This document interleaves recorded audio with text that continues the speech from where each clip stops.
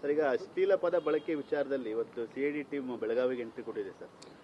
ಈಗ ನಾವು ಅವತ್ತೇ ನಾನು ಹೇಳಿದ್ದೆ, CODಗೆ ಕೊಟ್ಟಿದ್ದೇವೆ, ಈ ಕೇಸನ್ನು CODಗೆ ವರ್ಗಾವಣೆ ಮಾಡಿದ್ದೇವೆ ಅಂತ ಹೇಳಿದ್ದೆ. ಅವ್ರ ಕೆಲಸ ಅವ್ರು ಮಾಡ್ತಾರೆ. COD ತನಿಖೆ ಪ್ರಾರಂಭ ಮಾಡಿದ್ದಾರೆ.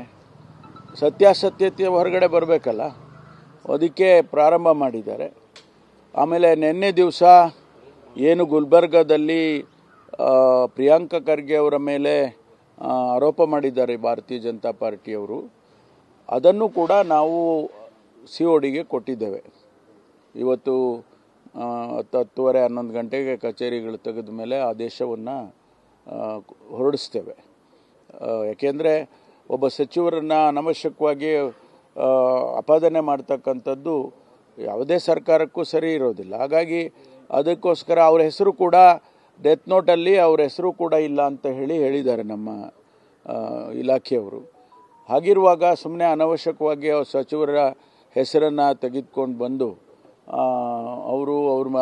ಅವರ ಹೆಸರಿಗೆ ಮಸಿ ಬಳಿತಕ್ಕಂಥ ಕೆಲಸ, ಸರ್ಕಾರಕ್ಕೆ ಮಸಿ ಬಳಿತಕ್ಕಂಥ ಕೆಲಸವನ್ನು ಮಾಡ್ತಿದ್ದಾರೆ. ಅದಕ್ಕಾಗಿ ಅದರ ಸತ್ಯಾಸತ್ಯತೆ ಗೊತ್ತಾಗಲಿ ಅಂತೇಳಿ ಮಾನ್ಯ ಮುಖ್ಯಮಂತ್ರಿಗಳು ನಾವೆಲ್ಲರೂ ಸೇರಿ ಇದನ್ನು CODಗೆ ವಹಿಸೋಣ, ಸತ್ಯಾಸತ್ಯತೆ ಹೊರಗಡೆ ಬರಲಿ ಅಂತ ಹೇಳಿ ಕೊಟ್ಟಿದ್ದೇವೆ.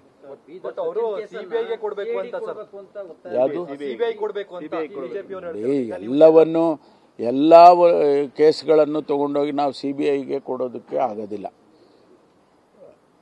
CID ಸಮರ್ಥವಾಗಿದೆ. ಅದನ್ನು ಈಗಾಗಲೇ ಅನೇಕ ಕೇಸ್ಗಳಲ್ಲಿ COD ವರದಿಗಳು ಬಂದಿದ್ದಾವಲ್ಲ. ಅವ್ರು ಹೇಳಿದ್ದು ನೋಡಿ, ಅವ್ರು ಹೇಳ್ತಾರೆ, ಅವ್ರು ಹೇಳಲೇಬೇಕು.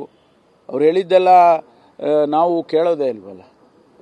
ಕೆಲವು ವಿಷಯವನ್ನು ಪಾಸಿಟಿವ್ ಆಗಿ ಸಲಹೆ ಸೂಚನೆಗಳನ್ನು ಕೊಟ್ಟಾಗ ಕೇಳ್ತೀವಿ. ಪಾಸಿಟಿವ್ ಕ್ರಿಟಿಸಿಸಮ್ ಇದ್ದರೆ ನಾವು ಅದನ್ನು ಸ್ವಾಗತ ಮಾಡ್ತೀವಿ. ಅನವಶ್ಯಕವಾಗಿ ಎಲ್ಲದರಲ್ಲೂ ರಾಜಕೀಯ ಮಾಡೋಕ್ಕೆ ಹೋದರೆ ನಾವು ಯಾಕೆ ಕೇಳ್ತೀವಿ? ಈಗ ಸಚಿನ್ ಕೇಸಲ್ಲಿ ಗೃಹ ಇಲಾಖೆ ಪ್ರಾಥಮಿಕ ಮಾಹಿತಿ ಏನಿದೆ ಅದೆಲ್ಲ ನಿಮಗೆ ಹೇಳಕ್ಕೆ ಬರುತ್ತೇನೆ? ಹಾಂ